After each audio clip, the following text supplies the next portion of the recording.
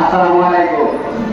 আগামী প্রধানমন্ত্রীকে আয়োজিত আজকের সমাবেশে শুকরিয়া ও ধন্যবাদ জানিয়ে আমার এই বক্তব্য শুরু করছি। অর্জনেই অর্জন ভোলাবাসী গর্বিত হয়েছে বলে আজকে আমরা সফলতার মুখ দেখতে পাচ্ছি। আজ আমরা ভোলা থেকে আরো একবার প্রেস ক্লাবে দাঁড়িয়ে ধন্যবাদ জানাচ্ছি বাংলাদেশ মাননীয় প্রধানমন্ত্রী তারেক রহমানকে। ভোলাবাসীর প্রাণের জায়গাটি দাবি রয়েছে আজ বাস্তবায়নের মুখ দেখতে পাচ্ছে। আমি ভোলাবাসীকে ধন্যবাদ জানাই।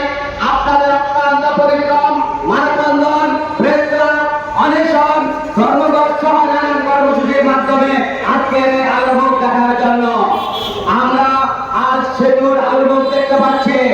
আমরা আশাবাদী আমাদের ভোলার যে আধুনিক মেডিকেলের প্রয়োজন সেটা অতি দ্রুত বাস্তবায়ন দেখব।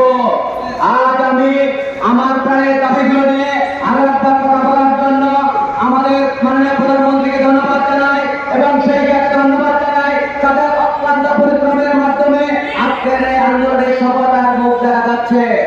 আমি আমার বক্তব্য দীর্ঘায়িত করবো না, শুধু এটুকুই বলবো, যদি গর্বিত হয় কোন সমাজ তাহলে সেই সমাজ কখনো অবহেলিত হয় না।